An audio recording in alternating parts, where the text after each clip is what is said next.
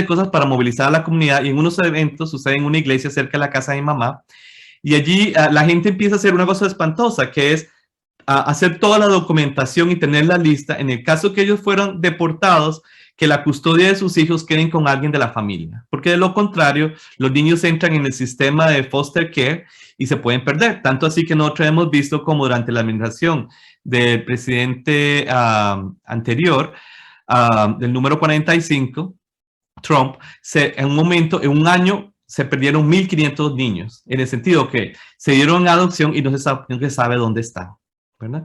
Parte de mi investigación tiene que ver con la interferencia de grupos religiosos, por ejemplo, los Caballeros de Columbus, el grupo masónico y otros grupos, y el Ku Klux Klan, en la intervención durante el periodo cristero. De tal forma que yo les digo, normalmente se habla de Estados Unidos y de México como países que son seculares, pero en realidad hay una gran intervención en las prácticas religiosas entre las dos naciones, incluso en cómo se percibe que tiene que ser un buen ciudadano en función. Parte de eso tiene que ver, por supuesto, con la inmigración y el control. Aquí vemos, por ejemplo, cómo el crecimiento de la inmigración adquiere su mayor pico, por ejemplo, en la época de los años 90, final de los años 90 y los 2000, que es justamente el mismo periodo, y aquí vemos también un crecimiento. Pero una cosa interesante es que vemos que hasta 1930 la mayoría de la inmigración en Estados Unidos viene de Europa. Pero es justamente después de ese periodo que se cambia. Y ahora empezamos a ver más gente de México y América Latina. ¿Entienden? Entonces, no es solamente una transformación en los números, pero también en la composición de los grupos de personas que están entrando acá. No es coincidencia que es justamente durante ese periodo de los 90, ¿verdad?, que el gobierno americano empieza a crear todo un tipo de reglas de regularización, incluso tanto así que nosotros hablamos de la frontera como 3 fronteras, ¿verdad? Porque está la física, pero también la tecnológica, empieza a limitar a las personas y hacer la vida más difícil con respecto a cruzar. Y es justamente durante este periodo que vemos, por ejemplo, emergencia, digamos, de la veneración de Toribio Romo como un santo inmigrante, ¿verdad?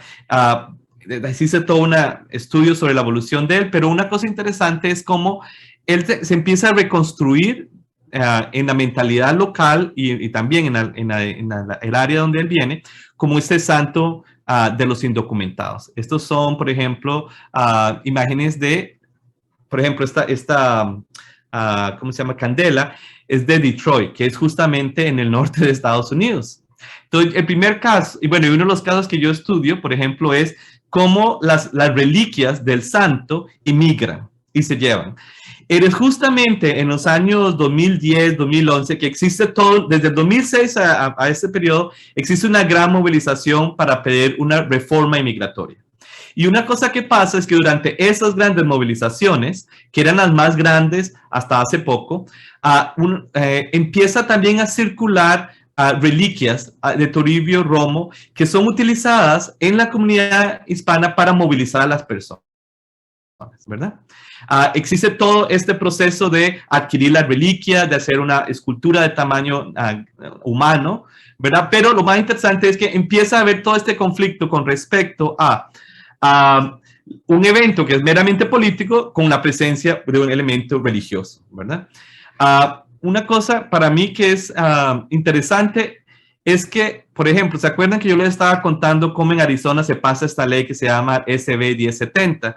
Esa ley sigue otras leyes que se han creado ya anteriormente en Oklahoma y en Alabama. Y eso va a cambiar mucho el contexto de la experiencia de los inmigrantes en esas comunidades. Una cosa interesante que estamos viendo en los últimos años es una transformación de Estados Unidos, no solo en lo que son los estados tradicionalmente con presencia latina como California, Texas, Arizona, pero hacia el medio de Estados Unidos y el Midwest, ¿verdad? Entonces, les quiero presentar el caso de Detroit, que Detroit queda cerca de la Universidad de Michigan, ¿verdad? Como unos 45 minutos.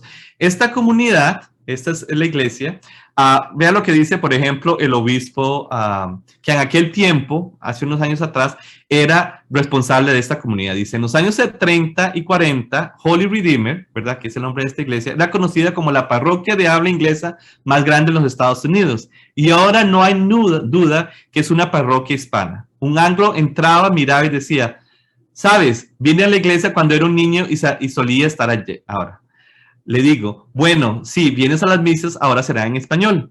Para decir que hay una gran transformación demográfica. Los tres casos que yo les voy a presentar son de parroquias que en un cierto punto eran inmigrantes europeos, católicos, que ahora se han convertido en parroquias latinas, especialmente mexicanas, de miembros mexicanos. Y entonces vemos que las tensiones raciales se desarrollan también en esos espacios religiosos. Aquí vemos, por ejemplo, donde Most Holy Redeemer está localizado.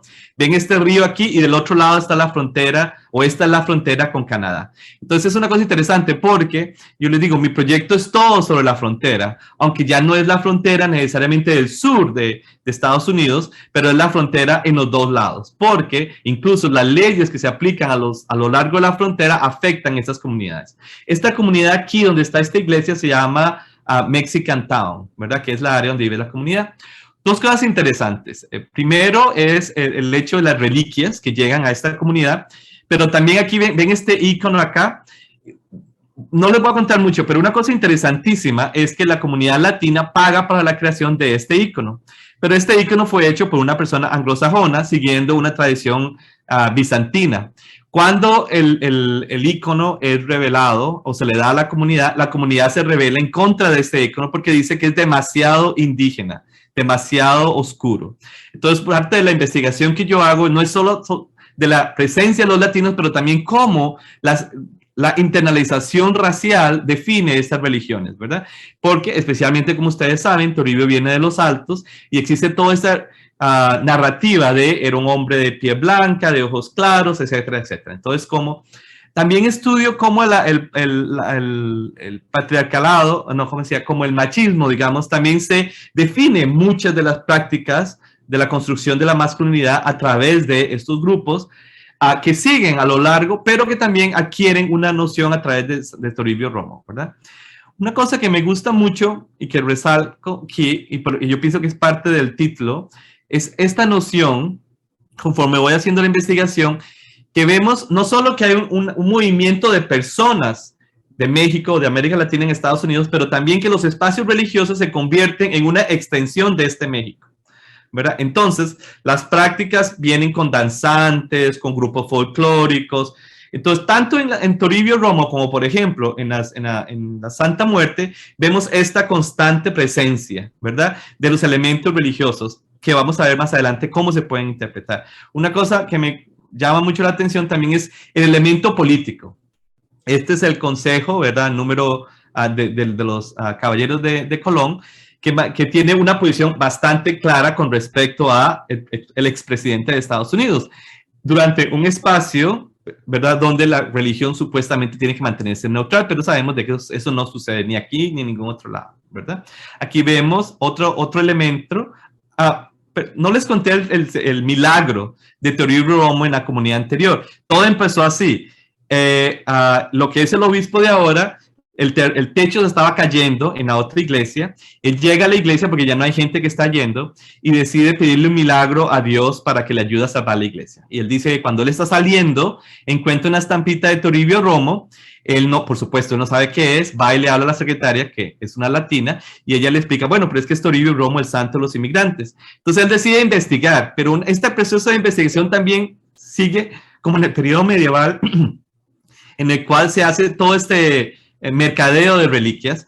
Entonces él decide traer una reliquia de Toribio Romo y empezar a hacer más publicidad con respecto a los milagros de este santo.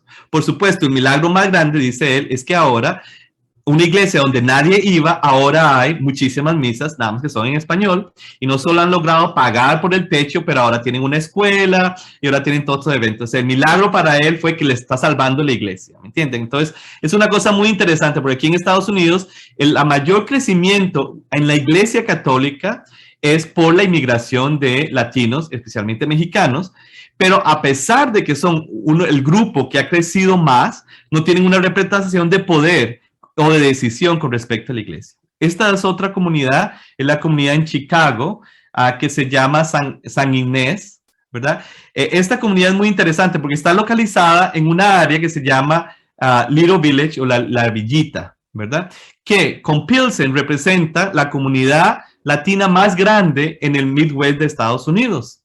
Tanto así que, por ejemplo, en la área de Chicago, donde esta comunidad está localizada, los latinos en este momento representan, de acuerdo con el census, casi el 30%. Claro, sabemos de que mucha gente no se inscribió en el censo justamente por temor a cómo la información va a usar. Entonces, probablemente los números son más grandes, pero significa que en este momento los latinos en esta comunidad de Chicago ya representan un tercio de esta población. ¿Verdad? Aquí ven dónde está localizada. Por supuesto, aquí está el lago y el otro lado del lago lo que está es Canadá. ¿Entienden?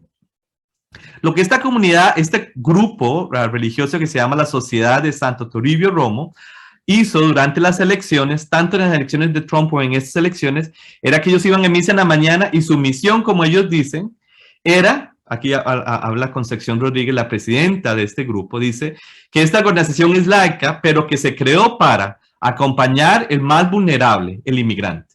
Sabemos que es importante salir y votar. Y los que no pueden votar necesitan las voces y los votos de los que pueden hacer. Entonces, lo que ellos hacían era que se organizaban de tal forma que en la mañana iban a misa y después de misa se tiraban a las calles a inscribir a las personas para que hicieran la votación. Entonces, es una cuestión, una práctica muy común, por ejemplo, en las comunidades afroamericanas, pero que vemos aquí en este caso como el cuestión religiosa y, en este caso, la veneración a Toribio Romo tiene un impacto directo. Tanto así que la iglesia, esta iglesia se convierte en uno de los plebiscitos para la comunidad latina en esa comunidad.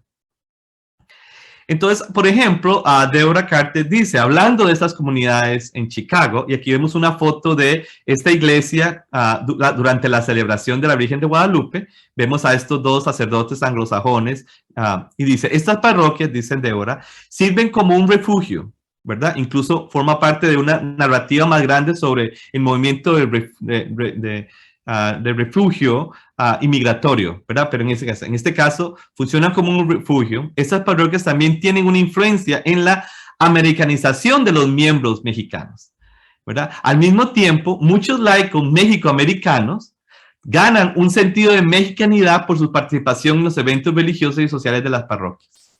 Entonces aquí es una cosa muy interesante porque entonces nos damos cuenta que las parroquias funcionan como un elemento casi del Estado, en el sentido de la creación y la perpetuación de una americanización, pero una americanización en los términos de estas comunidades.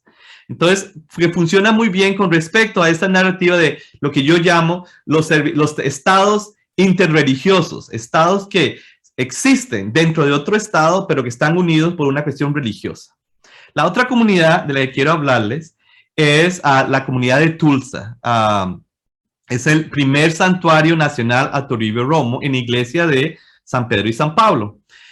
Piensen de que Tulsa es famoso por una historia del racismo, ¿verdad? Pero entrevistando a padre Tim Davidson, que fue el responsable de traer la reliquia de Toribio Romo, él dice, SB 1804, que es una versión de la ley parecida a la que existió en Arizona, ¿verdad? ¿Verdad? Que después se reconstituye para crear otra versión más fuerte, dice, es la razón por la cual tenemos una imagen de Toribio Romo en el medio de Estados Unidos, ¿verdad? Esta ley anti-inmigratoria y racista es la que crea las condiciones para que lleguen. Y hay que contar lo que pasó. El 29 de junio del 2006, el obispo Edward Stanley, entonces obispo católico, se reunió alrededor de 60 feligreses anglosajones, todos miembros de la Iglesia Católica de San Pedro y San Pablo, porque unas semanas antes él había organizado la confirmación, pero la mayoría de las personas en la confirmación eran latinos, porque piensa, esta comunidad se transformó. Entonces, ¿qué pasó? Que la misa es una misa en español y bilingüe, ¿verdad? Con elementos en inglés. Las familias, estas 4 familias que son anglosajonas, se ponen furiosos y deciden sacar a los niños del servicio. Entonces el obispo se reúne con ellos para preguntarles qué fue lo que pasó. Y una cosa que sucede es que él les dice a los asistentes, pero, ¿verdad? Porque hay una gran tensión racial. Dice, pero ¿qué quieren que hagamos, digamos, con estas personas? ¿Quieren que los devolvamos a todos, a las madres, a los padres y a los hijos? Él espera una respuesta negativa, pero un hombre del público le grita, sí, yo mismo me ofrezco a conducir el autobús para devolverlos. El obispo frustrado por lo que se describió como lo que él describió como un prejuicio definitivo contra los criminales, le dijo a la audiencia, tienen algo que aprender aquí y es vivir el evangelio. Entonces, a través de ese momento de ruptura, él entra, ¿verdad? El obispo decide que de ahora en adelante todos los eventos en esta iglesia van a ser en español. Y el padre Timothy se encarga de llevar adelante la comunidad y termina con la atraída de esta reliquia de Toribio Romo, que también cuenta una historia muy particular. Ellos dicen de que Toribio Romo entra ilegalmente a los Estados Unidos porque no los dejaban entrar cuando llegaron a la frontera.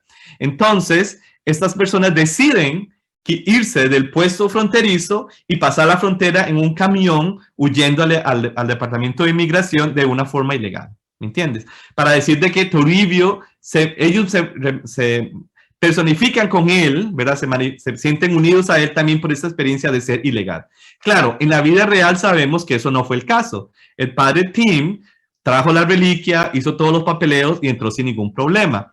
Pero dentro de la narrativa de origen de la reliquia, es esencial quedar este mito, ¿verdad? Otra cosa que es importante aquí es que aquí ven dos fotografías. Una del altar en la Lomita, en Santa Ana, Jalisco, ¿verdad? Donde están los restos de Toribio Romo. Y después del otro lado es la réplica en la parroquia de San Pedro y San Pablo. Una cosa interesante es que ellos dicen, nosotros queríamos que reprodujera y que fuera fiel a ser exactamente igual. Por supuesto, no es la misma, ¿verdad? Pero en este caso, el altar a Toribio Romo se convierte como un espejo de doble cara, digamos, que le permite a esas personas, muchos de ellos que no pueden viajar a México, a vivir su experiencia de estar conectado con México o de esa comunidad a través del altar. Eso sería como una cosa de transportación, digamos, religiosa.